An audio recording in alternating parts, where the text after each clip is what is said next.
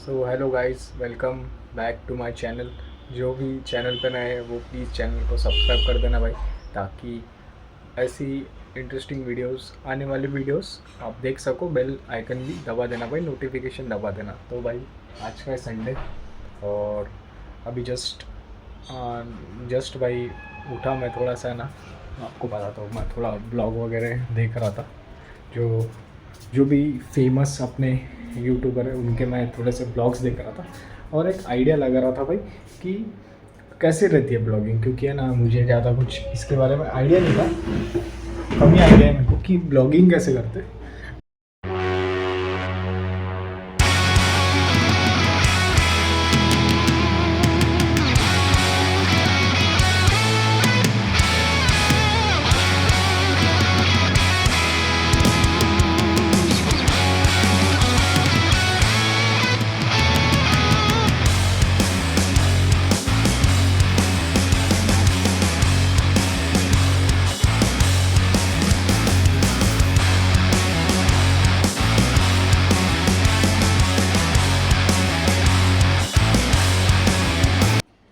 तो पापा सुबह सुबह आज पालक के सब्जी लेके आए। शायद आज पालक की सब्जी बनने वाली है। मम्मी कौन सी सब्जी बनने वाली है आज? हम्म, कौन सी सब्जी बनने वाली है आज घर पे? आज बनने वाली है पालक पनीर। तो पालक पनीर की पालक सब्जी पनीर। जैसा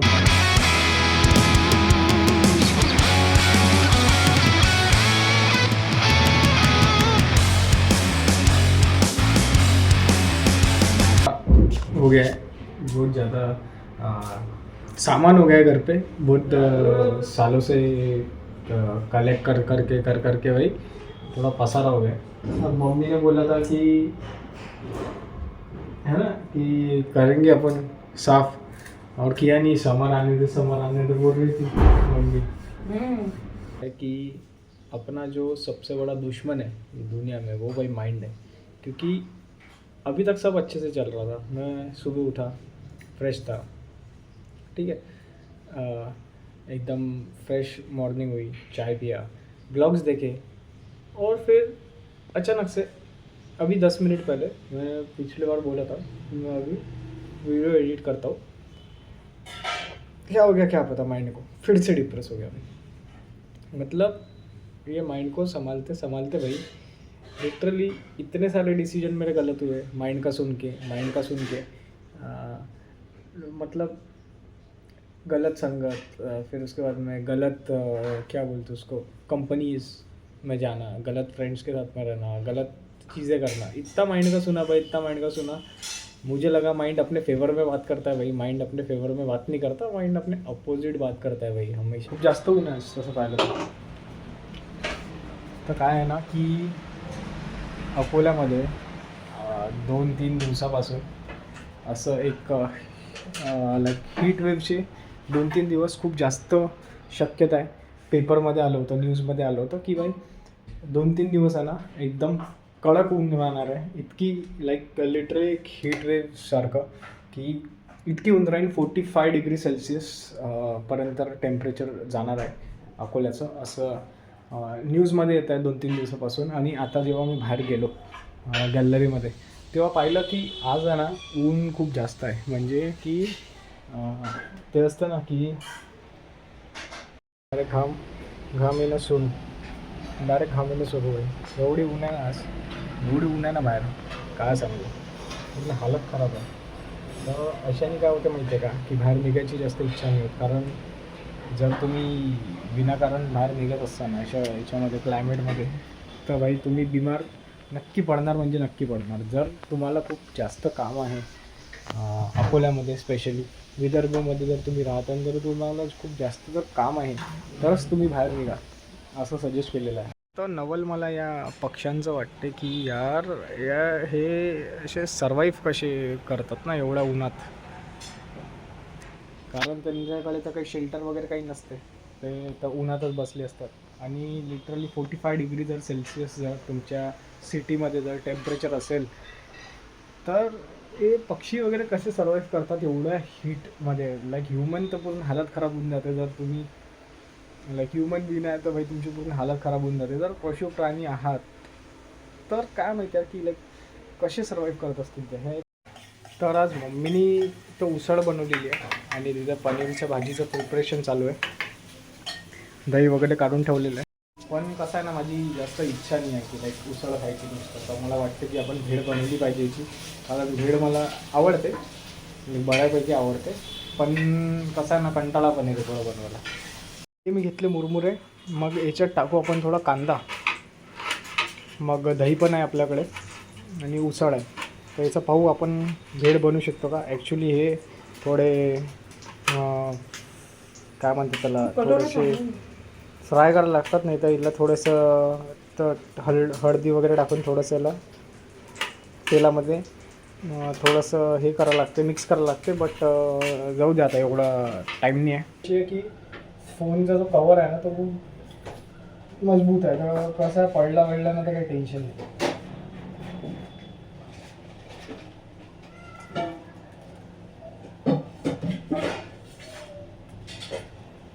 याच्यात जर आपण पहिले तर कांदे टाकू. उसळ टाकते त्यामध्ये. नाही, उसळ नंतर टाकतो ना, थांब ना. कांदा टाक. थोडं तिखट, थोडी हळदी, थोडा मसाला, मसाला टाकायचा. थोडं मीठ. एकदम रफ भेळ बनवायचा प्रयत्न करत, असं काही याचं हे नाही. आता घेतो उसळ.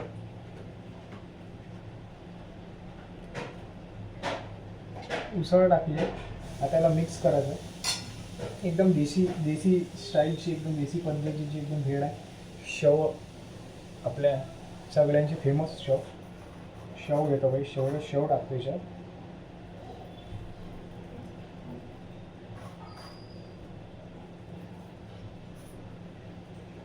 शेव पण चांगल्या प्रमाणात टाकले आहे.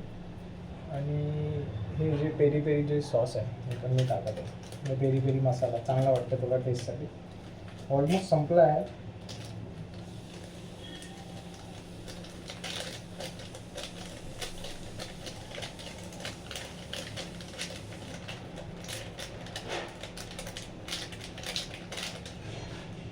आणि याच्यासोबत बाई थोडे चिली फ्लेक्स.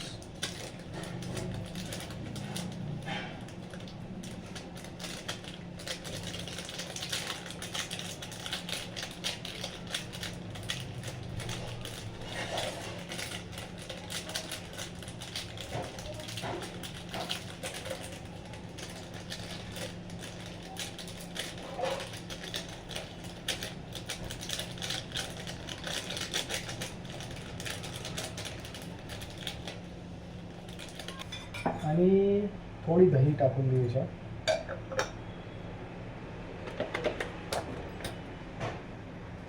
दही ॲक्च्युली थोडं याच्यात हे टाकायला लागेल. दही आपण डायरेक्ट नाही टाकू शकत ना त्याच्यात. थोडंसं हे दही आणलेलं आहे घट्ट एकदम चांगलं. 1 चम्मच दही घेतला. त्याच्यात थोडी साखर,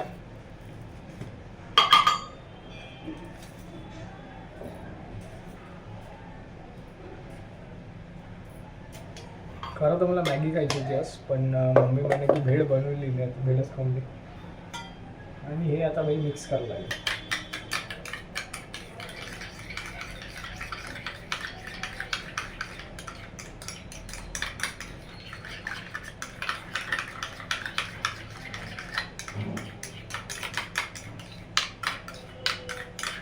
पण खरं सांगू का बाई, अकोल्याची गरमी आणि संडे म्हटलं ना आता बाप, एवढी हीट राहते ना की हद नाही. तरी हालत खराब होईल मला म्हटलं. तर अशी काहीतरी मी भेळ बनवायचा प्रयत्न केला.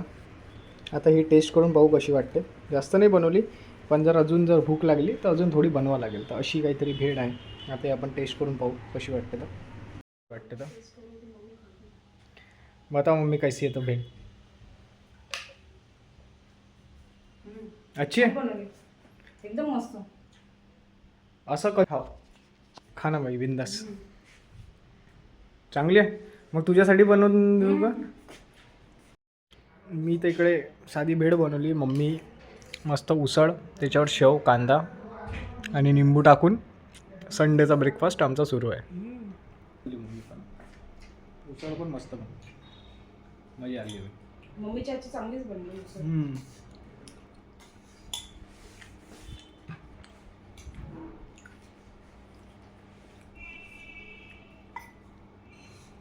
मम्मीच्या काही फेमस डिश आहे, जसं चटणी खूप छान बनवते, उसळ, पावभाजी, पोहा बेस्ट आहे बाई. असे काही काही डिश आहे, असं वाटतं मला पण ते पण शिकावं आणि ते लोकांपर्यंत पोचावं.